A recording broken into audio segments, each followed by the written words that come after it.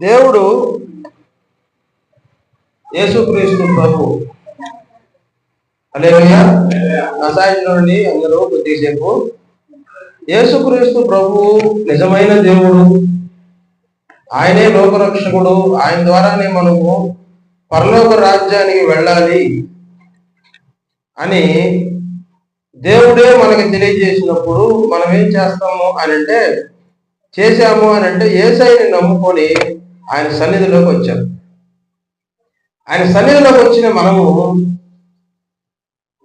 బాప్తిసం తీసుకున్నాం, అంతేనా? బాప్తిసం తీసుకున్న మనము బాప్తిసం తీసుకున్న కాడ నుంచి కూడా తెలుసో తెలియకో, చూడండి, తెలుసో తెలియకో ఎన్నో తప్పులు చేస్తూనే ఉన్నాం.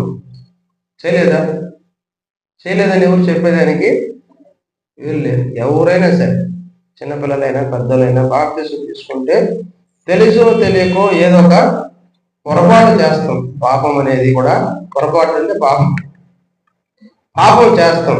కానీ పాపము అనేది పలు రకాలుగా ఉంది. భయంకరమైన పాపాలైతే మనము దేవునికి వ్యతిరేకమైనవి చేయలేదు, కానీ తెలుసో తెలియకో కొన్ని చిన్న అయినా పెద్ద అయినా చేసి. అయితే యేసుక్రీస్తు ప్రభువు మన ఎందుకు దయ చూపించి ఆయన మాట్లాడుతున్న మాటలు ఒకసారి చూడండి. ఇదే యోహాను సువార్త 15వ అధ్యాయము. ఆయన మాట్లాడుతున్నాడు 2వ వచనంలో, నేను చదువుతున్నాను. నాలో ఫలింపని ప్రతి తీగను ఆయన తీసి పారివేయును. ఫలించు ప్రతి తీగ మరీ ఎక్కువగా ఫలింపబడుతుంది, దానిలోని పనికిరాని తీగలను తీసివేయును. హల్లెలూయా. దేవుడు ఇక్కడ మాట్లాడుతున్నాడు. అనేకమైన లేదా దేవుడు ఆయన తీగలుగా మనల్ని ఉంచాడు. తీగలు ఎలా ఉంటే ఒక పందిరి ఉంది, ఆ పందిరికి తీగలు అల్లుకుంటా ఉన్నాయి. మొత్తం కూడా పందిరంతా అల్లుకునే ప్రయత్నము అవి చేస్తాయి. తీగ అల్లుకోకుండా ఉంటే ఫలాలు కాయవు, పండ్లు కాయవు. ద్రాక్ష పళ్ళు కావచ్చు, ఇంకా ఏదైనా అల్లుకునే వాటికి పండ్లు కాయాలి అని తీగ ఖచ్చితంగా అల్లుకోవాలి, ఫలాలు రావాలి. తీగ ఫలించాలి అని అంటే ఖచ్చితంగా కూడా ఆ పండు ఫలించాలంటే ఆ తీగ ఖచ్చితంగా పందిరంతా అల్లుకోవాలి. ఎక్కడైనా అక్కడక్కడ ఆ పందిరికి లేదా ఆ తీగలు చెడిపోయి ఉంటే దాని యజమానుడు, దేని యజమానుడు? ఆ మొక్క వేసిన యజమానుడు, ఆ చెట్టు వేసిన యజమానుడు ఏం చేస్తాడంటే ఆ చెట్టు దగ్గరికి వెళ్ళి వాటిని కట్ చేసే ప్రయత్నం చేస్తాడు. ఎక్కడ చెడిపోయినాయో, ఎక్కడ అవి ముందుకు పోవట్లేదో వాటిని ఏం చేస్తాడు? ఆయన కట్ చేస్తాడు. చెట్టు అంతా కట్ చేయడు. ఎక్కడెక్కడ అవి ఫలించకుండా ఎండిపోయి ఉండయో, పనికి రాకుండా ఉండయో, ముందుకు పోకుండా ఉండయో అక్కడ కట్ చేసేస్తాడు. కట్ చేసినప్పుడు ఏమవుతుంది? ఎక్కడ కట్ చేసిండో అక్కడి నుంచి మళ్ళా ఆ తీగ ముందుకు పోతుంది, అల్లుకోవడానికి ప్రయత్నము చేస్తుంది. పనికి రాకుండా ఎండిపోయిన పరిస్థితుల్లో ఉండే ఆ తీగలే పాపం.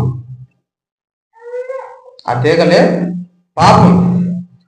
అక్కడ మనం గమనించాల్సింది ఏంటంటే, యజమానుడేమో మంచి తోట వేసిండు, మంచి చెట్టే వేసిండు, కానీ మధ్యలోకి వచ్చిన తర్వాత అల్లుకునే సమయంలో, పందిరి అల్లుకునే సమయంలో అక్కడక్కడ ఎండిపోయిన మొక్కలుగా, ఎండిపోయిన తీగలుగా ఉన్నాయి చూసారా? అవి మనలో పాపము ఏలుబడి చేస్తూ ఉంటుంది. సాతాను వేసిన తంత్రం అన్నమాట అది. అందుకనే వారు ముందుకు ఫలించరు, ముందుకు వెళ్ళలేరు. ఆత్మీయ ఫలములు వారు ఫలింపలేని పరిస్థితుల్లో ఉంటారు. అప్పుడు దేవుడు ఏం చేస్తాడంటే మనల చేత పశ్చాత్తాపం ఆయనే కలిగిస్తాడు. మందిరానికి మనం వస్తాము, మందిరానికి వచ్చి ఏం చేస్తాం మనము? అయ్యా, నేను పాపిని, నన్ను క్షమించు, తెలుసో తెలియకో ప్రభువా ఈ పాపం చేసిన ప్రభువా క్షమించు అని ప్రాధేయపడతాం. ప్రభు పాదాలు మనం పడతాం. యేసు రక్తాన్ని మనం ఆశ్రయిస్తాం. అలా ఆశ్రయించినప్పుడు ఏమవుతుంది అంటే ప్రభు మనల్ని క్షమించి మన పాపాలను తీసేస్తాడు. హల్లెలూయా. తీసివేసిందే కాకుండా మనము ఏ పాపంలో అయితే ఈ మనిషి ఏ పాపంలో అయితే పడిపోతూ ఉంటాడో, నా వల్ల కాదు ప్రభు నేను పాపాన్ని చేయలేదు, నేను ఇష్టం లేదు, ఇది అసహించుకునే వాళ్ళ గురించి నేను చెప్పేది. ఇప్పుడు చూడండి, ఏదైనా చిన్న చిన్న పాపం అయితే మనం దేవుని మందిరానికి వచ్చి పాపాన్ని ఒప్పుకున్నప్పుడు ఏం జరుగుతుంది? దేవుడు ఆ పాపాన్ని తీసేస్తాడు.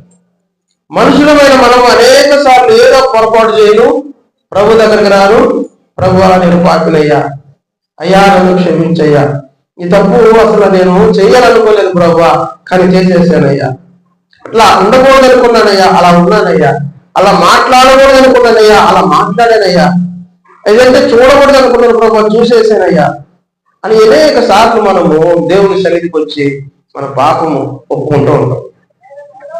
కానీ దేవుడు ఏం చేస్తాడు అంటే, ఒప్పుకున్న ప్రతిసారి కూడా ఆయన మన పాపాన్ని క్షమిస్తాడు.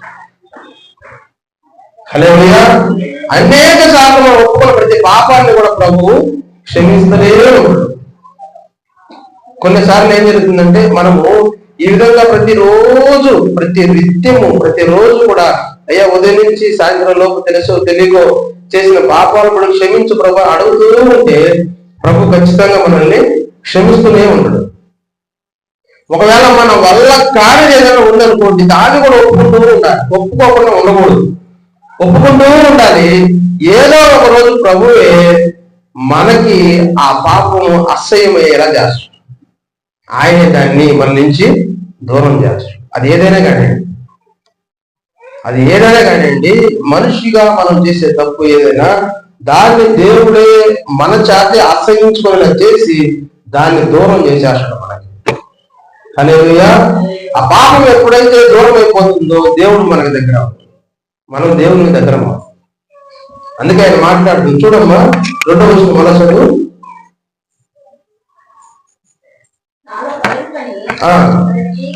ప్రతి తీగను ఆయన తీసి పారివేయును, ఫలించు ప్రతి తీగ మరీ ఎక్కువగా ప్రయత్నం దానిలో పనికిరాని తీగలను తీసివేయను. అలా ప్రభు మాట్లాడుతున్నాడు, నేను మీతో చెప్పిన మాటను బట్టి మీరిప్పుడు పవిత్రులై ఉన్నారు. హల్లెలూయా. ఇప్పుడు మనం అందరం కూడా పవిత్రులమే. ఎప్పుడు పవిత్రులమయ్యాం మనము అని అంటే, ఎప్పుడైతే ప్రభు పాదాల దగ్గరకు వచ్చి ప్రభువా నేను పాపిని, నన్ను క్షమించు అని ఎవరైతే హృదయపూర్వకంగా ఆయన పాదాలు కన్నీళ్లతో కడుగుతారో వారి పాపములు క్షమించబడతాయి. ఆయన జ్ఞాపకం చేసుకోవడం వాటిని. హల్లెలూయా. అందుకనే మనము ఏ నిమిషంలోనైనా తెలుసో తెలియక ఏదైనా తప్పు చేస్తే దాన్ని విడిచిపెట్టే ప్రయత్నము చెయ్యాలి, తీర్మానం తీసుకోవాలి. ఒకవేళ తీర్మానం తీసుకుని కూడా మరలా ఆ తప్పులో పడిపోయినాం అనుకోండి, పాపంలో పడిపోతే మరలా పాపాన్ని ఒప్పుకోవాలి. అయ్యా దీన్ని విడిచిపెట్టేస్తున్నాను, ఇది నాకు వద్దు ప్రభువా అని చెప్పగలగాలి. మనం ప్రభు కూడా చెప్పాలి, మనుషులు కూడా కాదు. మనుషులు కాడ చెప్పే అవకాశం వస్తే ఖచ్చితంగా మనం మనుషులు కాడ చెప్పాలి. అవకాశం రానప్పుడు మటుకు ఖచ్చితంగా ప్రభు కాడే చెప్పాలి. హల్లెలూయా. మనలో ఫలించకుండా చేస్తున్న ఆ పాపం ఏదో, ఆ పాపాన్ని దేవుడే తీసేస్తాడు. ఎప్పుడు అని అంటే, మళ్ళా చెప్తున్నాను, ప్రతిరోజు నువ్వు మారు మనసు పొందాలి. వారానికి ఒకసారి కాదు, మనం బల్ల తీసుకునే వారానికి ఒకసారి అయినా ప్రతిరోజు మనం ఉదయం మొదలుకొని సాయంత్రం దాకా తెలుసో తెలియకో ఏదో ఒక పొరపాటు చేసిన ఆ పొరపాటుని బట్టి ప్రభు పాదాల చెంత మన పాప క్షమాపణ పొందుకోవాలి. హల్లెలూయా. దేవుని నామానికి మహిమ కలుగును గాక. ఆమేన్. ఆయన చెప్తున్నట్టు 11వ వచనంలో, లేకుంటే 10వ వచనం చదవండి. నేను నా తండ్రి ఆజ్ఞలు గైకొని ఆయన ప్రేమ యందు నిలిచిన ప్రకారము మీరు నా ఆజ్ఞలు గైకొని కదా నా ప్రేమ యందు నిలిచి ఉందురు. హల్లెలూయా. దేవుడు ఏం చెప్తున్నాడు? మానవుడిగా ఉన్నప్పుడు యేసుక్రీస్తు ప్రభువు, ఇదిగో నేను నా తండ్రి ఆజ్ఞలు గైకొనుచున్నాను, తండ్రి ఆజ్ఞలు నేను గైకొనుచున్నాను కనుక మీరు నా ఆజ్ఞలు గైకొనండి. నా ఆజ్ఞలు కానీ మీరు గైకొంటే మీరు సంతోషంగా ఉంటారు. ఇప్పుడు అనేక మంది మన క్రైస్తవులుగా యేసుక్రీస్తు ప్రభువును నమ్ముకొని మనశ్శాంతిగా బతకాల్సిన ప్రజలు మనం, దేవుడి పిల్లలమైన మనము, బాప్తిసం పొందుకున్న మనము ఎందుకు సంతోషంగా లేవు? అని అంటే మనం ఒకటి యేసుక్రీస్తు ప్రభు మాటల్ని మనము వింటున్నాం కానీ వాటిని మరలా చేయట్లేదు, వాటిని వదిలేస్తున్నాం. యేసయ్య మాటల్ని మన హృదయంలో పెట్టుకొని ఆయన మాటల ప్రకారంగా మనం నడిస్తే మనం సంతోషంగా ఉంటాం. నేను ఒక మాట చెప్తున్నాను వినండి. ఇంట్లో కూడు లేకపోయినా సరే, మీ ఇంటికి మీకు పని లేకపోయినా సరే, అసలు మీకు ఏ వసతులు లేకపోయినా సరే సంతోషంగా ఉంటుంది. హల్లెలూయా. ఎప్పుడు అంటే యేసుక్రీస్తు మాటలను మనము పట్టుకొని వాటి ప్రకారం నడిచింది. మీరు చెప్పండి, యేసుక్రీస్తు ప్రభు భూమి మీద ఉన్నప్పుడు అనేకమైన అద్భుత కార్యాలు చేసిండు, ఆశ్చర్య కార్యాలు చేసిండు. ఆయన నీళ్ళ మీద నడిచిండు, కుష్ఠరోగుల్ని బాగు చేసిండు, 12 సంవత్సరాల నుంచి రక్తస్రావం కలిగిన స్త్రీని బాగు చేసిండు, ఊత చేయగల వాడిని బాగు చేసిండు, పక్షవాయువు కలిగిన వాడిని బాగు చేసిండు, చనిపోయిన యాయుడు కుమార్తెను బతికించిండు, ఇంకా అనేకమైన అద్భుత కార్యాలు చేసినాడు. ఆ తుఫాను, గాలి తుఫాను నాకు చేసిండు, ఎన్నో అద్భుతమైన కార్యాలు చేసిండు, లాజరు లేకుండు, ఇంకా అనేకమైన అద్భుత కార్యాలు చేసిన ప్రభువు ఈ భూమి మీదకి వచ్చి ఎలా ఉండడు అని అంటే ఆయన తల వాల్చుకోవడానికైనా కానీ ఒక మంచి స్థానము లేదండి. మీరు చెప్పండి, ఈరోజు చూడండి, చాలా మంది పాస్టర్లు ఉండరు, లేకుంటే విశ్వాసులు ఉండరు, యేసయ్య నమ్మిన వారు బాగా వారికి వచ్చే కానుకలు బట్టి డబ్బులు బట్టి వాళ్ళు ఎలా ఉంటారు, హ్యాపీగా ఉంటారు. అదంతా దేవుడు ఇచ్చింది. హల్లెలూయా. అయితే యేసుక్రీస్తు ప్రభు ఈ భూమి మీద ఉన్నప్పుడు ఆయనకి ఏ వసతి లేదు. ఒక ఆయన వచ్చి మాట్లాడదు, అయ్యా నువ్వు అక్కడ ఉంటే నేను అలా ఉంటానయ్యా, నువ్వు ఆడుంటే నేను అలా ఉంటాను అంటే యేసుక్రీస్తు ప్రభు చేస్తున్న ఆ బోధలు కావచ్చు, ఆయన చేస్తున్న అద్భుత ఆశ్చర్య కార్యాలు చూసి యేసయ్య ఎక్కడైనా లగ్జరీ దాంట్లో ఉండడేమో, మఠంలో ఆయన ఇల్లు మంచిగా మంచి ప్లేస్ ఏమో, మంచి బంగ్లా ఏమో అనుకోలేడు ఆయన. కానీ యేసు ప్రభు అంటాడు, నక్కలకు బొరియలు ఉన్నాయి, మనుష్య కుమారునికి తలవాల్చుకునే స్థలం లేదనా. అంటే ఆయన స్థలం లేదంటే భూమి మీద ఎక్కడ మనకంటే ఇల్లులు ఉన్నాయి, హ్యాపీగా మనం మంచాల మీద కొనుక్కుంటాం. మరి యేసయ్యకి ఏ మంచం లేదు, యాడికి పోతే ఆ ఊర్లో పోతే, యాడికి పోతే అక్కడ కొనుక్కొని కిందే కొనుక్కొని నిద్రపోయేవాడు. చూసిండ్రా, గొప్ప దేవుడు ఆయన, మహాదేవుడు, సృష్టికర్త, మానవుడిగా మన కోసం భూమి మీదకి వచ్చి నేల మీద కొనుక్కోలేడు ఆయన. హల్లెలూయా.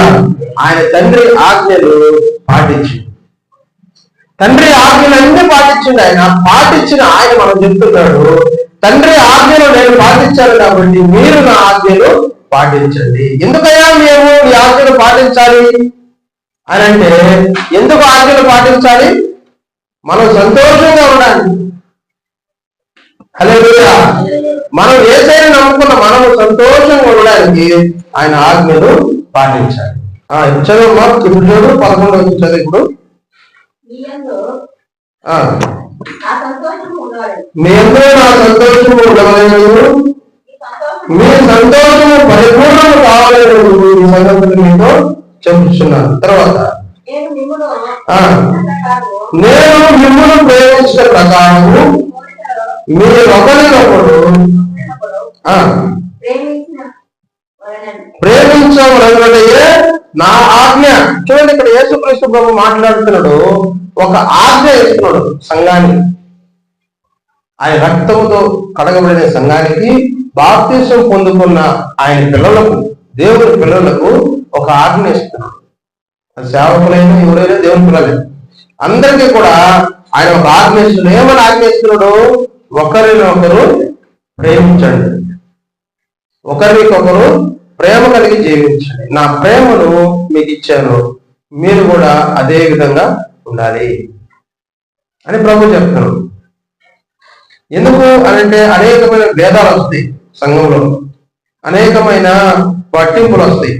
కొంతమంది కులాల పట్టింపులు వస్తాయి, కొంతమంది వర్గ భేదాల పట్టింపులు వస్తాయి, కొంతమంది వయసు పట్టింపులు వస్తాయి, నువ్వు చిన్న నేను పెద్ద అనే పట్టింపులు వస్తాయి.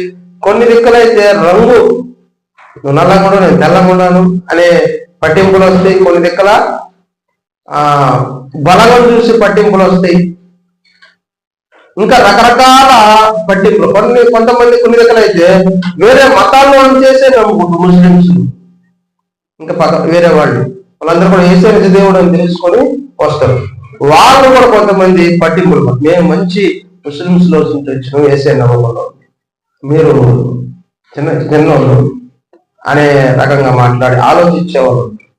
ఇలా అనేకమైన పట్టింపులు వస్తాయి.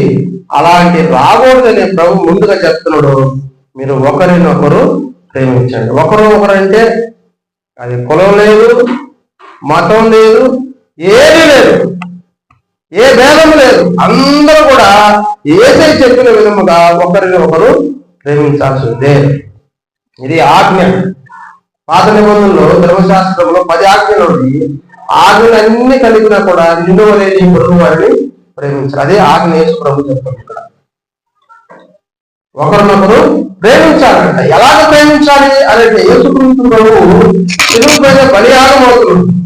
శిలువ పైన బలియాగం అవుతూ కూడా ఆయన్ని కొట్టిన వారిని, ఆయన తిట్టిన వారిని, ఆయన మనానికి అప్పచెప్పిన వారిని, ఆఖరికి ఆయన్ని కొట్టి రకరకాల హింసలు పెట్టి ఆయన ఎగతాళి చేసి ఆయన మొహం మీద ఉమ్మి వేసి ఆయనకి శిలలు కొట్టి, చేతులకి శిలలు కొట్టి, కాళ్ళకు మేపు కొట్టి, తలకి ముళ్ళ కిరీటం వచ్చిన వారిని కూడా చూసి దేవుడు ఆ తండ్రికి ప్రార్థన చేస్తున్నాడు. ఏమని? తండ్రి, వీరేమి చేయించున్నారో మీరు ఎరుగను కనుక వీరిని క్షమించు. అది ప్రేమ. హల్లెలూయా. ప్రేమ అంటే అది. యేసుక్రీస్తుని నమ్ముకున్న ప్రతి ఒక్కరు కూడా ప్రేమ కలిగి ఉంటారు. శత్రువుల్ని ప్రేమించాలి. మన మిత్రుల్ని మనం ప్రేమించినంత మాత్రాన దానికి మనకేం లాభం? అందుకని యేసుక్రీస్తు ప్రభు చెప్పిన విధముగా శత్రువులను కూడా ప్రేమించాలి. అదే ఆయన మనకు చూపించాడు. దాంట్లోనే మనం నడవమని ఆయన ఏమంటాడు? ఎవరైనా నీ ఎంగి తీసేసుకుంటే, అంటే నీ చొక్కా పైపట్ట తీసేసుకుంటే ఇచ్చేమని ఆయన. మన పరిగెత్తే వాళ్ళు పరిగెత్తుకో, పల్లి నువ్వు నాది నాకి అడగలేదు. పోతే పోనీ నీకు నేను ఇస్తానంటాడు ఆయన.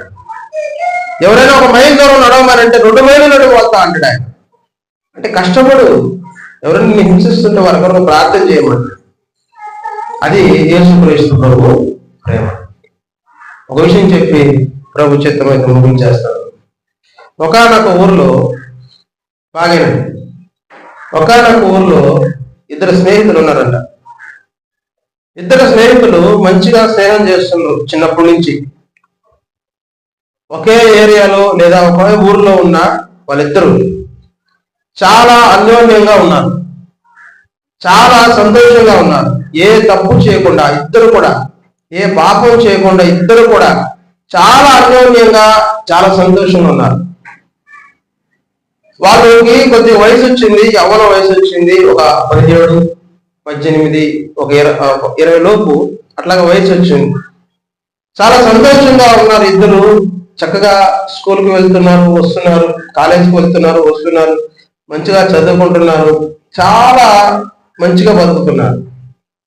వాళ్ళ మధ్యలోకి వేరే ఊరు నుంచి ఒక వ్యక్తి వచ్చాడు. బాగేనండి, వేరే ఊరు నుంచి ఒక వ్యక్తి వచ్చాడు. ఆ ఇద్దరి మధ్యలో ఆ వ్యక్తి వచ్చి ప్రతిరోజు వారితో సంభాషణ చేస్తున్నారు. అంటే మాట్లాడుతున్నారు, మీరు ఎలా ఉన్నారు, మీ పరిస్థితులు ఏంటి అని చక్కగా ఏమంటే ఫ్రెండ్స్ గా వాళ్ళలో చేరిపోయి మాట్లాడుతున్నారు. అప్పుడు వాళ్ళల్లో ఒక మంచి స్నేహితుడు ఉన్నాడు. ఈ మంచి స్నేహితుడికి ఈ వ్యక్తి చెప్పే మాటలు నచ్చలేదు. ఏం చేశాడు అంటే అతన్ని వదిలేసి, అంటే వేరే ఊరు నుంచి వచ్చిన వ్యక్తిని వదిలేసి ఆయన సపరేట్గా ఉన్నాడు. వీరిద్దరు చిన్నప్పటి నుంచి స్నేహం చేస్తున్న వ్యక్తులలో ఒక వ్యక్తి తెలియని వ్యక్తి, అజ్ఞానంలో ఉన్న వ్యక్తి, మూర్ఖంగా ఉన్న వ్యక్తి. ఈయన కూడా స్నేహితుడే ఆయనకి. ఆ స్నేహితుడికి ఈ స్నేహితుడికి ఈ వేరే వ్యక్తి వచ్చి చెప్పిన మాటల వల్ల ఈ స్నేహితుడు దూరం అయిపోయాడు. చిన్నప్పటి నుంచి కలిసిమెలిసి ఉన్నారు, చాలా అన్యోన్యంగా ఉన్నారు. అసలు వాళ్ళని చూసి అన్నదమ్ముల్లా స్నేహితులు అలా ఉన్నారు వాళ్ళు. అయితే ఏం జరిగిందంటే ఈ వ్యక్తి వేరే ఊరు నుంచి వచ్చిన వ్యక్తి చెప్పిన మాటలు విని ఆ వ్యక్తి ఈ వ్యక్తికి దూరం అయిపోయాడు. మంచి స్నేహితుడికి అయ్యా నేను గలవాలో కొంతసేపు ఉండు, గలగలా అంటుంది అది, కొద్దిసేపు ఉండు. హల్లెలూయా. ఆ ఏళ్ళ దాకా వచ్చినావు, నేను మళ్ళీ మర్చిపోతా. నేను బుక్కులు తీస్తే లేట్ అయిపోదు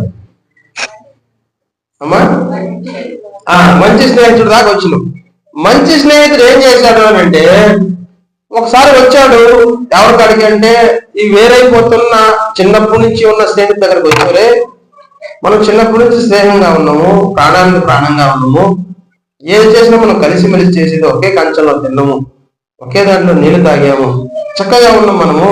ఇప్పుడు ఎవడో ఒకడు వచ్చిండు, వాడు మాటని నువ్వెందుకు నాకు దూరంగా ఉన్నావు, నాకు ఎందుకు మాట్లాడటం లేదు అని అడిగితే, ఆ స్నేహితుడు అంటాడు, నీ పని నువ్వు చూసుకో. ఇంగ్లీష్లో ఏమంటారమ్మా? Mind your business. నీ పని నువ్వు చూసుకో, నాతో ఏం పని, నా పని నేను చూసుకుంటాను అని ఆయన ఆ నిజమైన స్నేహితుడిని వదిలేసి వెళ్ళిపోయాడు.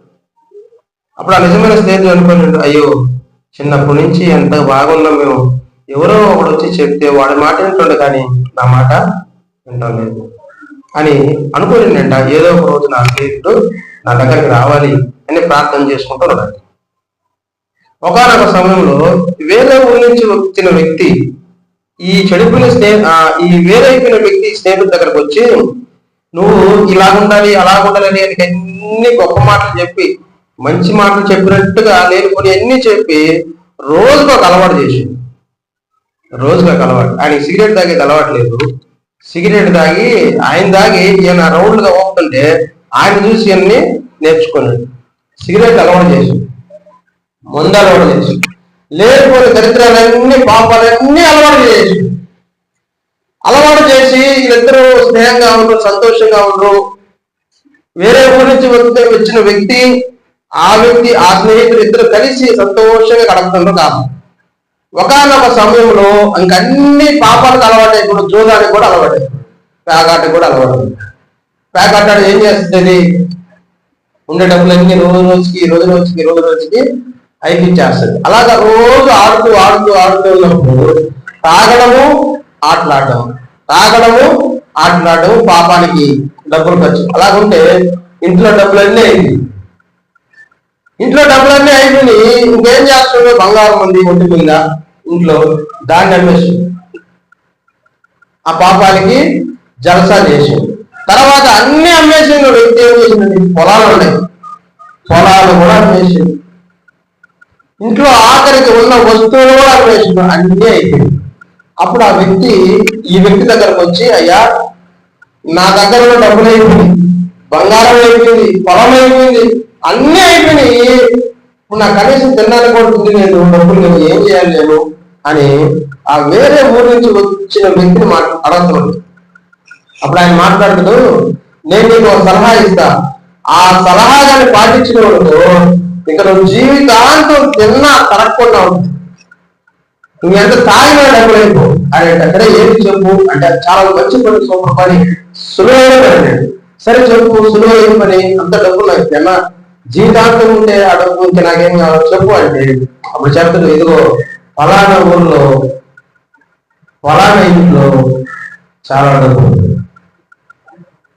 చాలా బంగారం ఉంది, అది కానీ నువ్వు సంపాదిస్తే, చూడండి ఎంత బాగా చెప్తుందంటే, దొంగతనం చేస్తే అని చెప్పట్లేదు, సంపాదిస్తే నీ జీవితం సెట్ అయిపోతుంది, నీ జీవితం నిలబడిపోతుంది, హ్యాపీగా ఎంజాయ్ చేయొచ్చు జీవితం అంతా అంటే, సరే అని వేరే ఊరి నుంచి వచ్చి మీకు వచ్చిన వ్యక్తి మాటలు ఈ స్నేహితులు వదిలేసిండు, మంచి స్నేహితుడిని.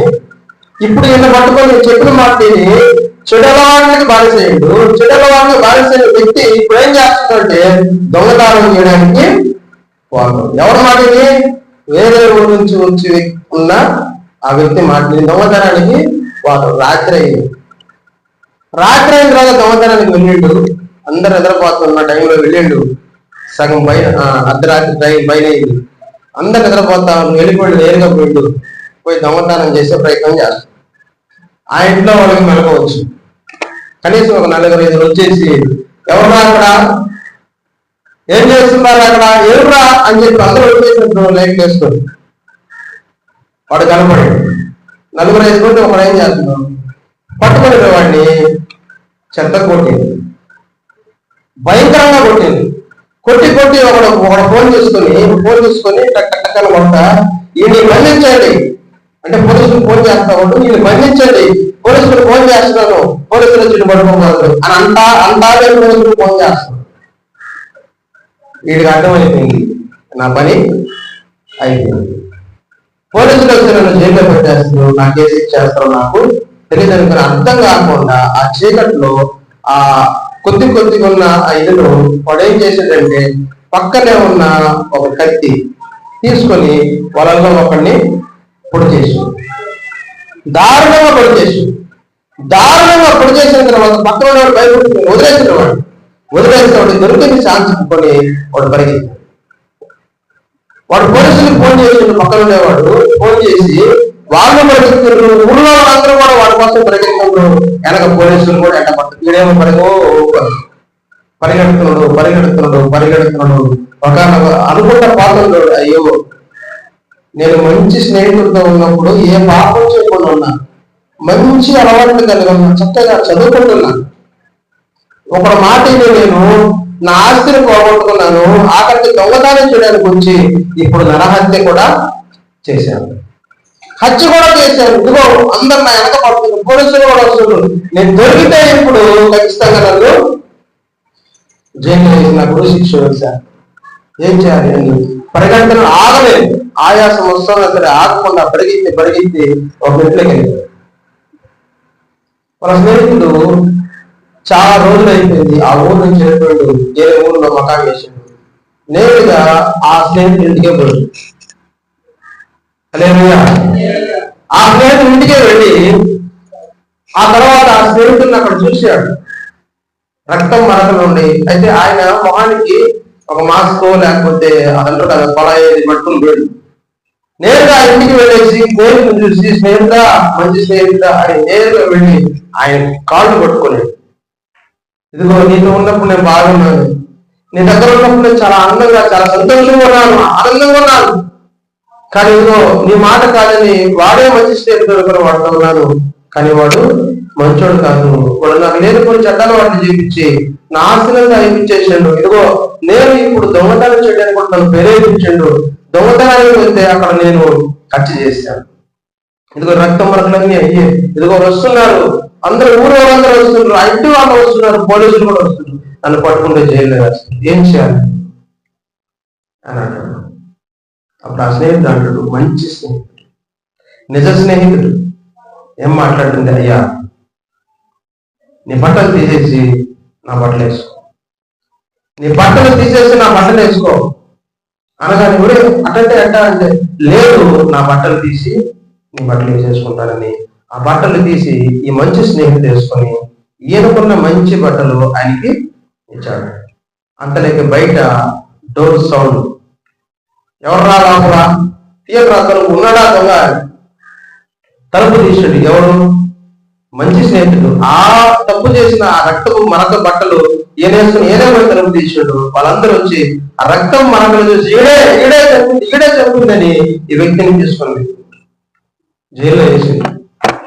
జైల్లో తీసుకుని వెళ్ళి ఆ మనిషికి కోర్టు వారు దొంగతనం కేసు అలాగనే నరహత్య కేసు రెండు పెట్టి ఆ మనిషికి ఊరు శిక్ష వేసి చంపేసింది. అర్థమైందా? ఎవరు తప్పు చేసినారు? చెడిపోయిన వ్యక్తి తప్పు చేశాడు. శిక్ష ఎవరికి పడాలి? ఆ వ్యక్తికి పడాలి. ఒకసారి వాక్యం చూడండి, 15వ అధ్యాయం, అదే 15వ అధ్యాయము 13వ వచనం చదవము. తన స్నేహితుల కొరకు తన ప్రాణము పెట్టువాడి కంటే ఎక్కువైన ప్రేమ గల వాడెవడను లేడు. హల్లెలూయా. యేసుక్రీస్తు ప్రభువు మనందరినీ కూడా ఆయన స్నేహితులుగా చూస్తున్నాడు. అర్థమవుతుందా? హల్లెలూయా. యేసుక్రీస్తు ప్రభువు మనందరినీ కూడా ఆయన స్నేహంగా చూస్తున్నాడు. ఆ రక్తము మరకలు మనయే, పాపంలో కూరుకొని పోయినాం మనం. దేవునికి మనం అందరం కూడా ఉగ్రతగా ఉన్నాం. దేవుడు మనల్ని చంపేసి నరకానికి వేసేయాలి మనం చేసిన పాపాలు. కానీ మనల్ని ప్రేమించి ఆయన మనందరి కోసము బలి అయిపోడు. ఎవరైనా ఉన్నారా ఈ భూమి మీద మంచి స్నేహితుడు అని అంటే అది ప్రభు అయిన యేసుక్రీస్తు ఒక్కడే. వినండి జాగ్రత్తగా, తన ప్రాణం పెట్టే స్నేహితుడు ఎవరు కూడా ఈ భూమి మీద లేరు. తప్పు చేసిన వారి కొరకు ప్రాణం పెట్టేంత స్నేహం ఎవరికి లేదు. కానీ యేసుక్రీస్తు ప్రభు ఒక్కడే. ఆయన నోట ఏ పాపము ఏ కపటము లేదు. ఆయన ఏ పాపం చేయలేదు. మంచివాడు, మంచి స్నేహితుడు తెలిసేది. అలాంటి ఆ గొప్ప దేవుడు మనం పాపిష్టి మనుషులమైన మరకలు కలిగిన మన బట్టలకి, మన ఆత్మీయ బట్టలకి, మన ఆత్మకి బట్టలకి మరకలు పడి రక్తపు మరకలు. ఈ మరకలు తుడిచేయడానికి మన పాపము, మన దోషము, మన శాపము యేసయ్య పైన వేసుకొని మనకు రావాల్సిన శిక్ష, మనం పొందాల్సిన శిక్ష యేసుక్రీస్తు ప్రభు ఆయన మీద వేసుకొని 2 కొయ్యల మధ్యలో ఆకాశానికి భూమికి నడుమ ఆయన మనందరి కోసము బలిని మరణించాడు. హల్లెలూయా. అందుకనే వాక్యం చెబుతుంది, చదువు వల్లది 13 తన స్నేహితుల కొరకు తన ప్రాణము పెట్టువాడి కంటే ఎక్కువైన ప్రేమ గలవాడెవడును లేడు. ఆయన మనల్ని ప్రేమించండు కాబట్టి మన కోసం ఆయన ప్రాణమే పెట్టేసి, ప్రాణం పెట్టి ఆయన ఒకటే ఒక ఆజ్ఞ వేసుకున్నాడు మనకి, మనం ఒకరిని ఒకరము ప్రేమించాలి. దేవుని ప్రేమ ఈ విధంగా మనం కానీ ఉంటే దేవుడు ఖచ్చితంగా మనల్ని, మన కుటుంబాన్ని ఆశీర్వదిస్తాడు. దేవుడు ఈ మాటలు దీవించి ఆశీర్వదించుగాక. ఆమె ప్రార్థన. ప్రేమ కలిగిన మా తండ్రి, మహోన్నత మహాదేవుడ, పరిశుద్ధ, ఇదిగో మమ్మల్ని ప్రేమించి మా కొరకు బలిగా అర్పింపబడ్డావు. నీ ప్రేమతనైనా మేమేమిచ్చినా అది తక్కువ. ఇదిగో మేము చేసిన పాపముల నిమిత్తమునైనా, మేము చేసిన దోషముల నిమిత్తము ప్రభువా, మా మీద ఉన్న శాపాన్ని ప్రభువా నీవే తీసుకుని మా కోసం నువ్వు చనిపోయి తిరిగి 3వ దినమున లేచినందుకు నీకు స్తోత్రాలు. అయ్యా, నేను నమ్ముకున్న మేము ప్రభువా, నువ్వు చెప్పిన ఆజ్ఞ ప్రకారం ఒకరిని ఒకరు ప్రేమించాలి. ఆ ఆజ్ఞని ప్రభువా మేము శిరసా వహించి మా హృదయంలో ఉంచుకుని వాటి ప్రకారం నడిచే భాగ్యము ధన్యత ప్రభువా మాకు అనుగ్రహించమని యేసుక్రీస్తు నామమున ప్రార్థిస్తున్నాము తండ్రి. ఆమేన్.